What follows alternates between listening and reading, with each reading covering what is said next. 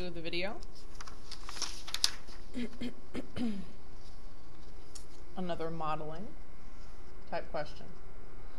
On a certain route, an airline carries 8,000 passengers per month, each paying $200. A market survey indicates that for each increase of $1 in ticket price, the airline will lose 100 passengers. So, express the number of passengers per month N as a function of the ticket price X. All right. Well, you would start with the original amount of passengers as 8,000 passengers, right? But then it says that you will lose 100 passengers. So I'm going to take away 100 passengers. But that may not happen just once. Every time you lose 100 passengers, it's because the price changed by $1.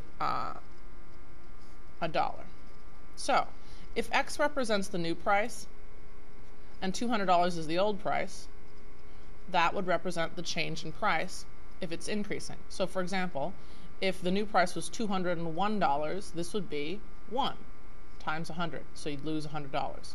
Or if the new ticket price were $205, that'd be 205 minus 205. So you would lose 5 times 100, or $500. Or, I'm sorry, not dollars, but passengers, 500 passengers. So every dollar change in price, you take away another 100 passengers. So this might look like the basic model, but we have to actually simplify this. If I multiply the 100, actually a negative 100 through here, I get 8,000 minus 100x plus 20,000. And if I add the 8,000 plus the 20,000, I get a final function, n of x equals negative 100x plus 28,000.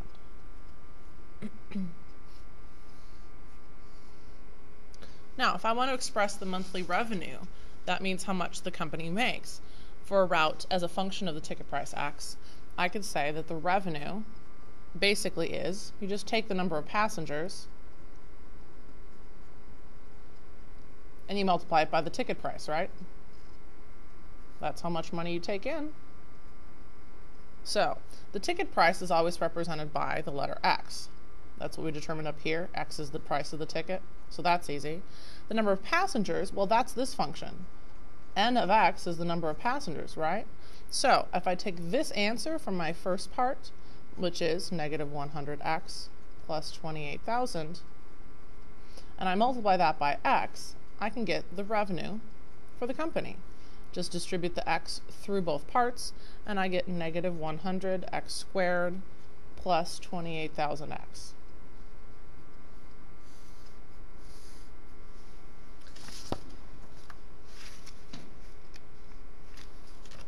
All right, and then our final example in the packet, number 8,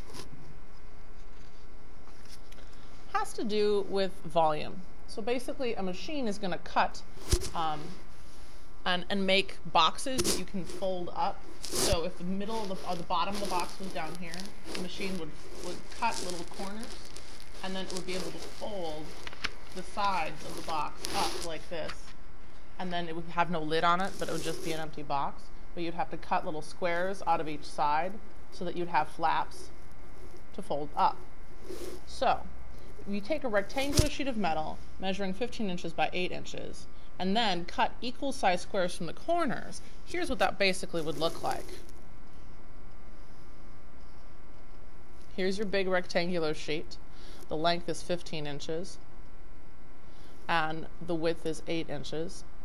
And again, we're going to cut a little square out of each corner.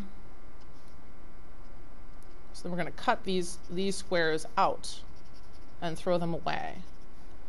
And then do you see if you fold each of these flaps upward, you get a little empty box with no lid? Okay? So, how do you figure that out? Well, they want us to express the volume in cubic inches as a function of the length of each side. So basically, what is the length of the sides? Well, this side right here would be, actually, I'm going to rename these.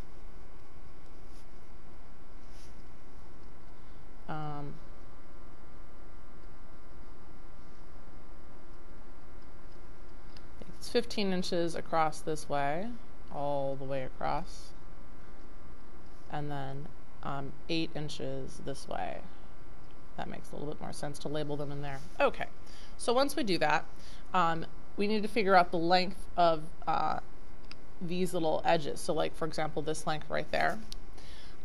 Well, we don't know how large a square we're going to cut, but we do know that we could call this X, and then all these other little edges would be X because they have to be the same. They have to be uniform in size. So because they're squares, each edge of the square will be the same. So all of those will be X. Then, to identify this little segment right here, that would be 15 minus X, right? So that would be 15 minus 2x, just for this middle part right there. The whole distance, take away 2 x's. Or this little middle part right here would be the full distance of 8 going this way, take away an x and take away an x. So that would be 8 minus 2x. Okay. So hopefully you figured out with me that the length of the box would be 15 minus 2x. The width of the box would be 8 minus 2x, and then the height of the box would basically be this height right here. When you fold that side up, would be x. Volume is measured by multiplying length times width times height. So the length is 15 minus 2x, the width is 8 minus 2x, and then the height is just x. So I'm going to start multiplying all this stuff together, starting by foiling those two together. First, outer, inner, last. Consolidating this gives me 120 minus 46x plus 4x squared. And then if I just multiply all the way through with an x, I get, and I'm going to write this in descending order. So I'm going to multiply and then rearrange them. So I get 4x cubed minus 46x squared plus 120x. All right, what's the domain of this? Well, the domain would basically be how large the x values could be. The x values are how large the box could be in terms of just how wide this is. Okay, so it's basically how tall the box was, the height of the box. Now the smallest amount the box could be in height could be 0, but not exactly 0. It could be really, really, really, really short box. So as long as it doesn't actually touch 0 itself, you can still consider a box. And then if the shortest length it could be in terms of width this way, the two-dimensional length, would be 8. This little corner could be 1, 2, 3, but as it approaches the number 4, do you see both of these little squares would, in their side length, approach the center of this side? So these squares can be as big up until you reach the 4, which closes the margin between those two, and if you get exactly 4, then you don't have any more squares. So if you get to 4, but not exactly 4, that is the upper margin of how large one side of these squares could be. So therefore the domain, meaning how long any of these edges of a particular square corner could be, would be between 0 and 4 inches.